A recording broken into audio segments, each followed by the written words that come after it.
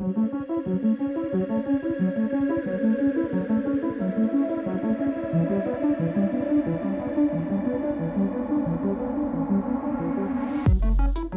à tous et bienvenue sur État d'âme, le podcast engagé pour la santé des femmes. Grâce à mon podcast, j'ai la possibilité de mettre en lumière chaque voix. Car oui, pour moi, chaque voix compte et chaque parole résonne comme un écho d'espoir. Donc il est évident que je sois présente pour la 2e édition du Podcaston. Inspiré par les plus grandes initiatives caricatives, le Podcaston réunit la fine fleur de la communauté podcast francophone dans un but commun, changer des vies. Je vous embarque dans une cause qui touche une femme sur 7 et pourtant la plupart restent ignorées. Est-ce que vous connaissez le syndrome des ovaires polykystiques ? Eh bien, au cœur de cet épisode, vous découvrirez une association qui se bat avec acharnement pour sensibiliser au SOPK et soutenir celles qui en souffrent, souvent dans le silence. SOPK Europe. Ça a été fondé en 2018 sous l'appellation ESP-OPK et l'association, elle fut la première à s'engager dans la lutte contre les SOPK en France. En 2022, 4 ans après avoir vu le jour, ESPK-OPK devient SOPK Europe, l'association française et européenne de lutte contre le syndrome des ovaires polykystiques. Alors avec nous aujourd'hui, une voix porteuse d'espoir, la référente belge pour SOPK Europe, Laura Villalta-Fernandez. Elle nous guide à travers les méandres de cette condition souvent incomprise, mais surtout, elle nous montre qu'il y a de la lumière même dans les moments les plus sombres. Alors, tendez l'oreille, laissez-vous emporter par cette conversation qui réchauffe le cœur, qui éveille les consciences et surtout, qui inspire à agir. Parce qu'ensemble, nous sommes plus forts, bien évidemment. Parce que chaque don, chaque geste de solidarité compte. Restez avec nous pour un épisode qui ne se contente pas de divertir, mais de porter la parole de nombreuses patientes. Vous êtes sur État d'âme.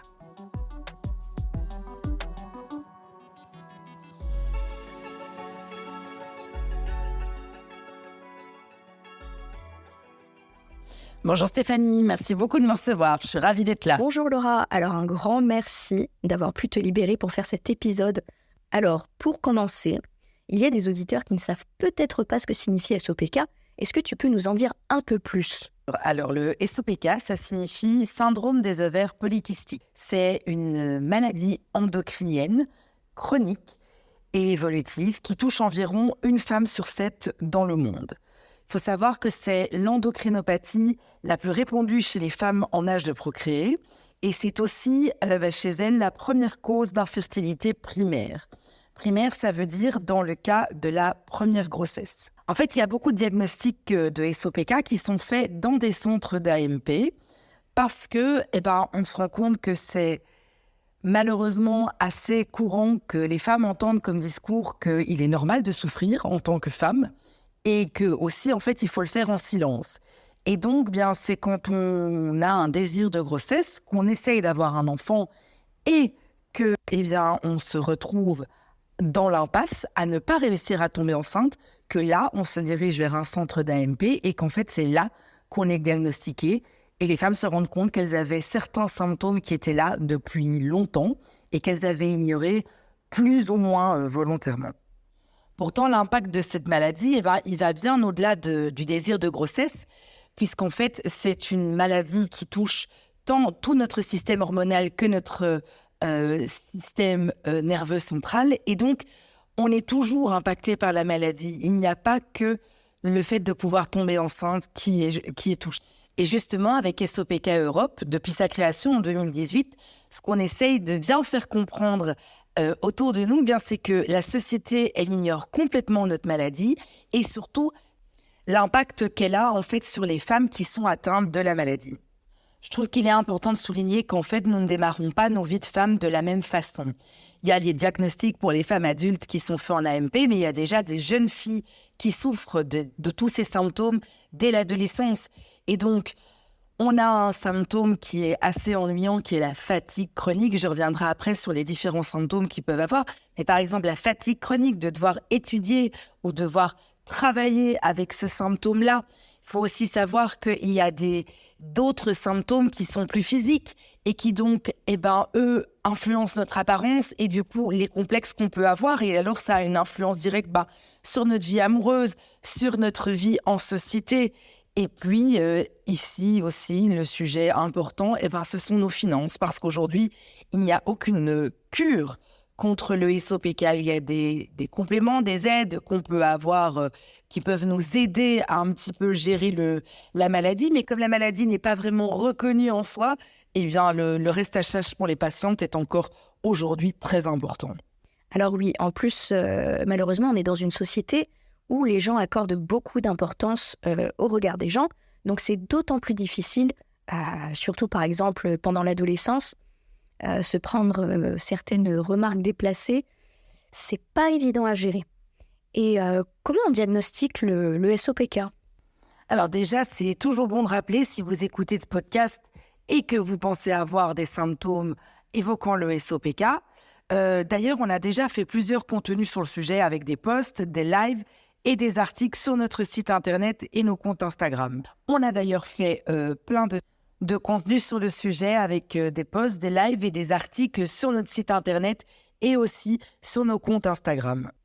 Alors, je mettrai en lien en description pour que les auditeurs intéressés s'abonnent et fassent un petit tour sur le site. Oui, je vous invite vraiment à vous abonner. Du coup, pour ceux qui se posent la question, est-ce que je suis atteinte du SOPK ? Premièrement, c'est un professionnel de santé qui doit vous diagnostiquer. S'il vous plaît, jamais d'autodiagnostic. En fait, ce professionnel de santé, il va faire ce qu'on appelle un diagnostic éliminatoire.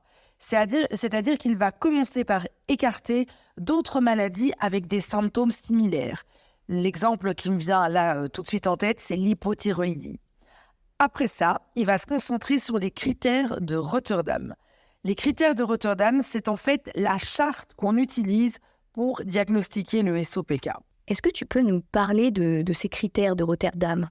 Oui, alors déjà, un des premiers critères, ce sont des cycles irréguliers ou anovulatoires. Ensuite, il y a le fait d'avoir des ovaires multifolliculaires, c'est-à-dire qu'il faut plus de 20 follicules par ovaire, ou alors d'avoir une AMH élevée. Et le dernier critère, c'est des signes d'hyperandrogénie clinique ou biologique. Alors, l'hyperandrogénie, c'est quoi ? Eh bien, ce sont par exemple des signes d'acné d'adulte, de perte de cheveux, ce qu'on appelle l'alopécie androgénique, ou alors d'hirsutisme. L'hirsutisme, c'est le fait d'avoir, en fait, en tant que femme, des poils là où sur les zones dites masculines.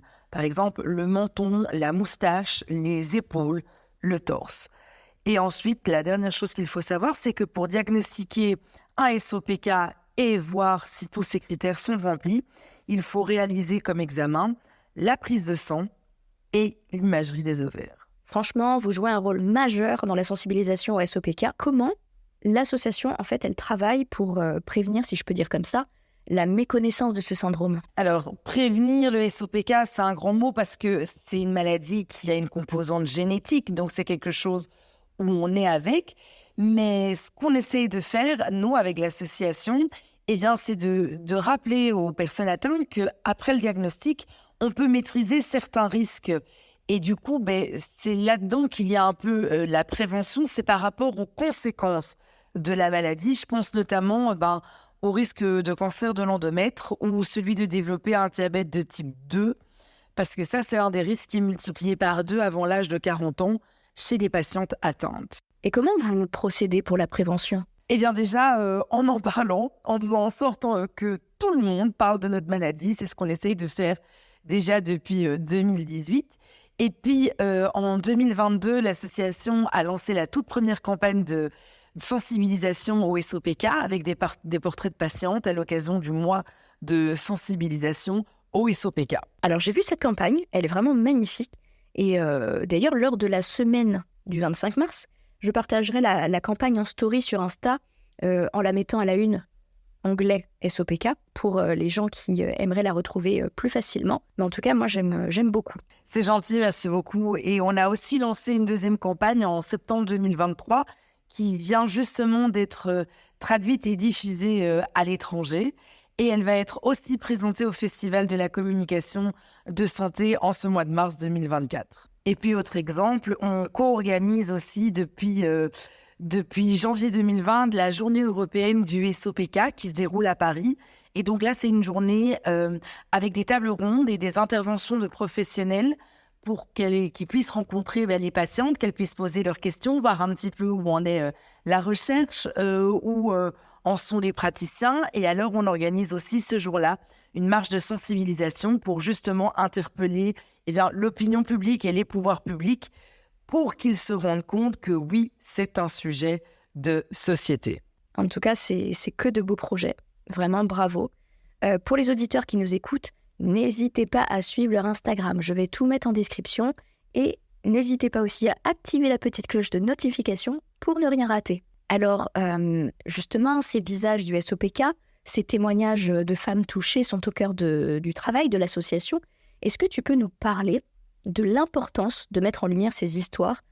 Comment ça impacte la communauté? Le SOPK, c'est une maladie invisible et donc les patientes souffrent souvent en silence. L'entourage, qu'il soit privé ou professionnel, ça c'est dans les deux cas, souvent ne comprend pas ce que c'est de vivre avec tout cet éventail de symptômes, parce que j'ai déjà cité donc l'hirsutisme, l'alopécie, la fatigue chronique, mais il y a aussi la résistance à l'insuline. Et dans la résistance à l'insuline, bien souvent, on prend énormément de poids et on a surtout beaucoup de mal à le perdre.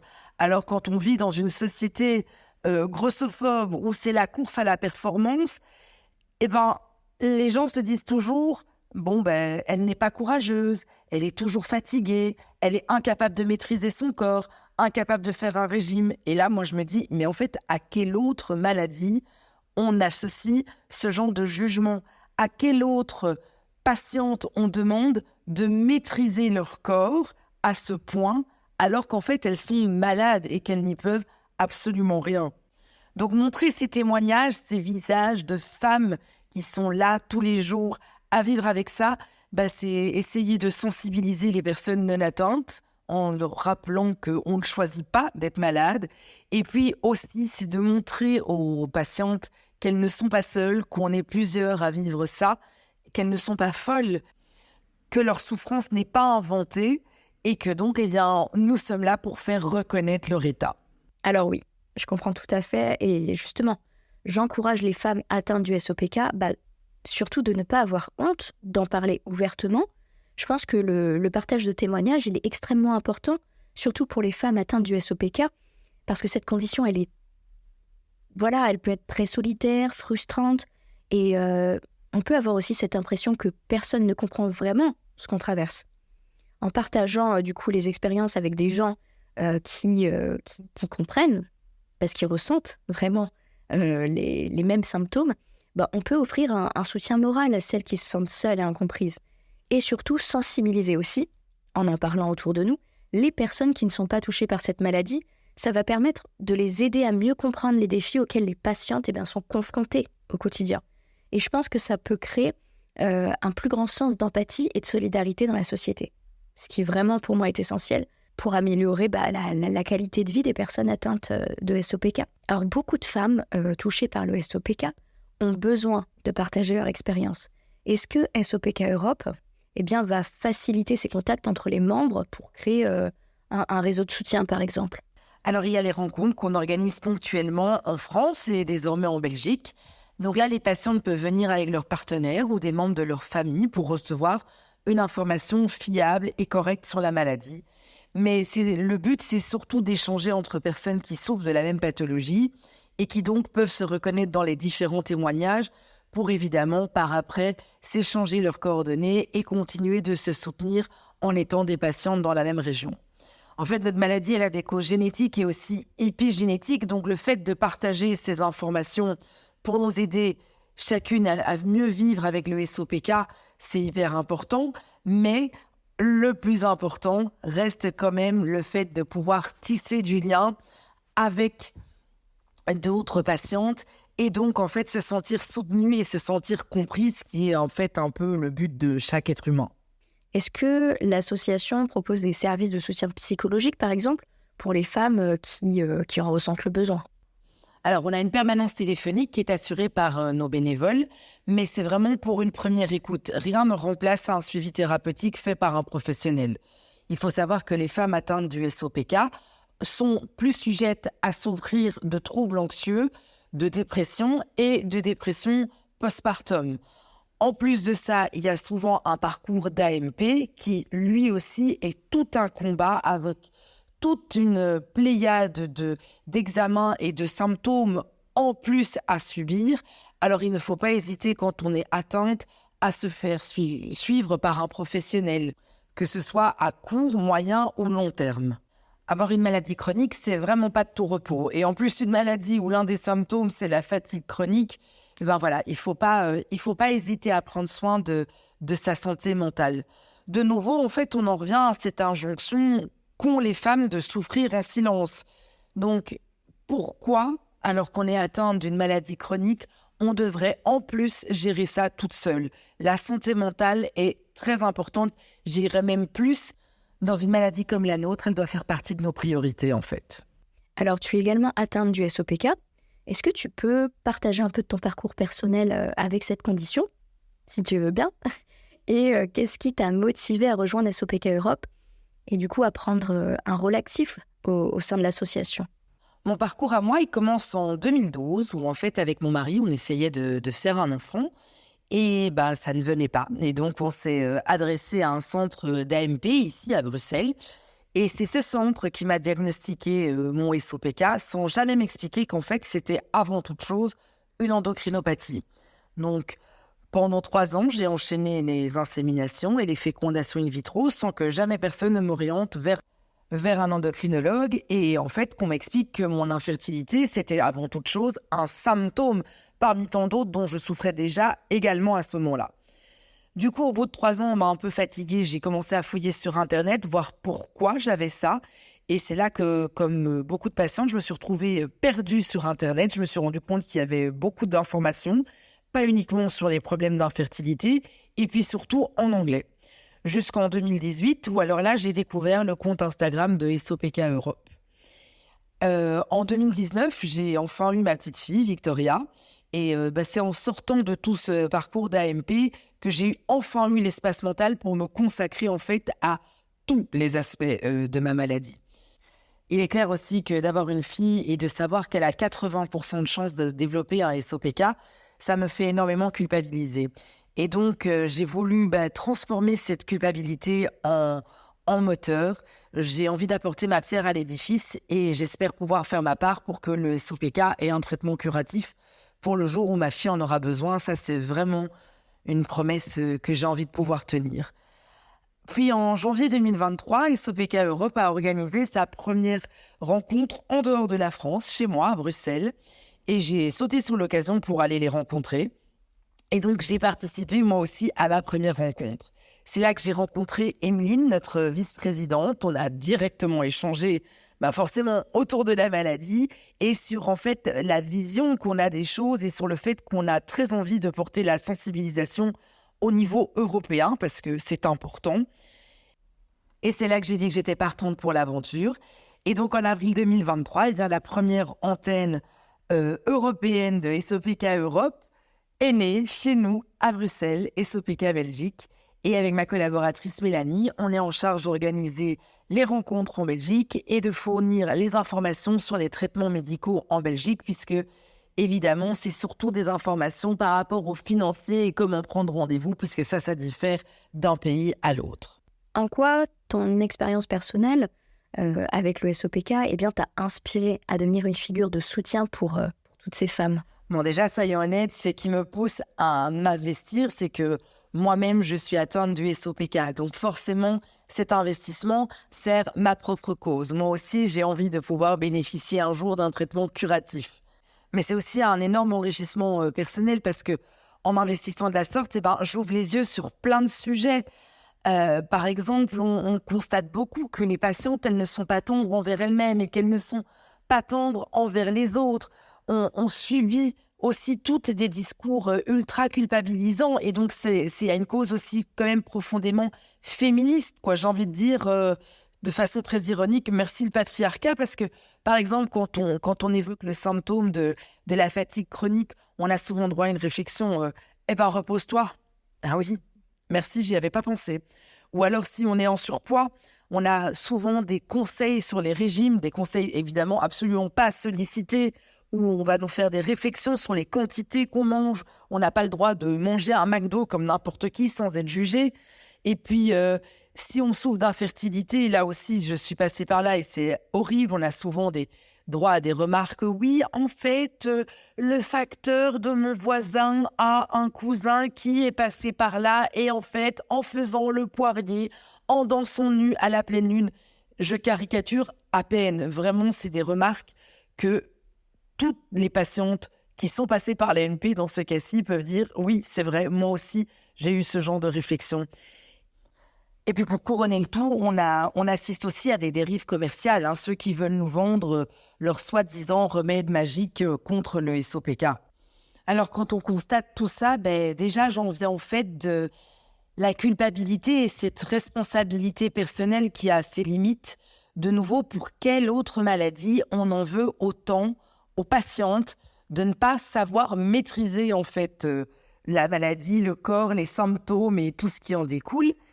Et puis après, moi j'essaye de toujours d'être dans le positif, alors je me dis merci pour les roses et merci pour les épines parce que depuis que je gère mon SOPK et que j'ouvre les yeux là-dessus, je me rends compte que ça fait de moi une personne bien plus féministe, bien plus engagée et aussi bien plus empathique.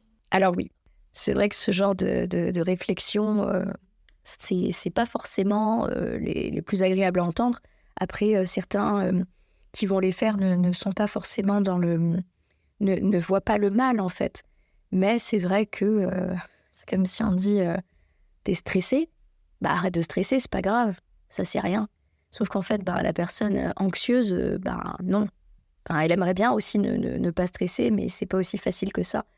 Donc, en fait, bien sûr que quand on est touché par une maladie, on a déjà cherché un tas de solutions pour soulager les symptômes, et que s'il y avait un remède miracle, on serait forcément au courant, en fait. Et donc voilà, ça peut être maladroit. Donc ceux qui nous écoutent et qui pensent avoir la solution, parfois, vaut mieux éviter. Sinon, comment l'association, justement, elle compte continuer à soutenir et à éduquer les femmes touchées par le SOPK ? Alors, il y a un décalage immense entre le nombre de personnes touchées par le SOPK et le désintérêt que la société porte à notre maladie. Et puis aussi, il y a un décalage entre les actions que mène l'association et le soutien qu'on lui manifeste. Malheureusement, on constate de plus en plus qu'il y a un public qui est de plus en plus exigeant sur les contenus et leur fréquence sur les réseaux sociaux, mais qui est de moins en moins enclin à soutenir nos actions bénévoles. Donc, je voudrais profiter de cette audience pour rappeler qu'en fait, le travail associatif, il se soutient et il ne se consomme pas. Nous voulons continuer à mener le combat pour le SOPK, pour obtenir un traitement curatif un jour, pour mettre tous les aspects de la maladie en lumière, mais on ne sait pas le faire sans soutien, on ne sait pas le faire sans le soutien de la société, mais également des patientes et de leur entourage. On va continuer le combat, mais nous aussi, on est atteintes. Et donc, on a besoin que les patientes se mobilisent avec nous. Il faut partager nos campagnes, il faut nous suivre sur les réseaux sociaux, il faut faire des dons pour pouvoir créer ces campagnes de sensibilisation. Il faut continuer à aller solliciter vos professionnels de santé, que vous commenciez par votre médecin généraliste en disant « Non, ces symptômes ne sont pas dans ma tête. Écoutez, il y a des patientes qui ont créé des associations, qui ont créé du contenu. Il y a des chercheurs qui ont des pistes. Il faut aussi demander à son médecin de se remettre en question et d'aller vers l'avant. » Donc voilà ce qu'on a besoin, nous, aujourd'hui, chez SOPK Europe. C'est de la mobilisation de chacune, de chacun. Et puis j'ai envie de dire, on est tous des colibris et on fait tous une petite part. Et à force de tous se réunir et de faire une petite part, ça fera qu'on fera un grand mouvement et qu'on pourra, je l'espère, trouver un traitement curatif rapidement. Est-ce que tu as un conseil à donner aux auditeurs qui nous écoutent, qui viennent d'apprendre qu'ils sont touchés par le SOPK ou qui se demandent est-ce qu'ils sont atteints du SOPK, ou même les gens qui partagent leur vie avec des gens touchés par le SOPK. Qu'est-ce que tu pourrais leur donner comme conseil ? Si j'ai un premier conseil à donner, c'est de pas faire d'autodiagnostic. C'est vraiment important. Prenez rendez-vous avec votre professionnel de santé si en écoutant cet épisode, vous vous dites que vous êtes peut-être atteinte du SOPK. Ensuite, pour les proches qui nous écoutent, le conseil que je pourrais vous donner, c'est de nous soutenir. Je vais même plutôt dire que c'est pas un conseil, mais c'est vraiment une requête, c'est une demande. Voilà, partagez ce podcast autour de vous. Profitez-en pour l'utiliser peut-être comme piste de discussion avec quelqu'un dans votre entourage où vous vous dites « Je pense que cette personne, elle souffre de SOPK et je ne savais pas quelle était la charge mentale par rapport à ça. » Voilà, ça fait partie de ce que vous pourrez faire pour vous éduquer, pour nous soutenir. Et puis le dernier conseil, c'est vraiment de prendre soin de sa santé mentale. Voilà, c'est un véritable marathon d'avoir une maladie chronique. C'est beaucoup de choses à gérer au quotidien. Et donc, la santé mentale doit faire partie de nos priorités. C'est vraiment important. Eh bien, merci beaucoup Laura de nous avoir accordé de ton temps et de ton parcours avec nous. En tout cas, ton travail avec SOPK Europe est juste fantastique pour toutes ces femmes qui sont concernées par le SOPK. Et j'en profite aussi pour faire un petit coucou à Emeline, vice-présidente de l'association, sans qui cet épisode n'aurait pas pu voir le jour et sans qui je ne t'aurais pas rencontrée, Laura. Donc, je la remercie. Mais merci à toi, Stéphanie. Vraiment, merci de m'avoir reçue, d'avoir partagé ton micro et ton audience avec moi pour parler de ce sujet ô combien important. Ça participe vraiment au soutien dont on a besoin. Et je te rejoins pour faire un clin d'œil à Emeline pour lui dire merci pour son engagement dans l'association et dans la création de cet épisode. N'oubliez pas de suivre le compte Instagram SOPK Europe et SOPK Belgique pour plus de ressources et de soutien. Je vous invite également à vous rendre sur le site www.podcaston.org pour découvrir des centaines d'autres associations à travers d'autres excellents podcasts. C'est aussi l'occasion, si vous en avez la possibilité, de faire une promesse de don pour l'association SOPK Europe. Et là aussi, cela se passe sur podcaston.org ou directement sur le site d'SOPK Europe.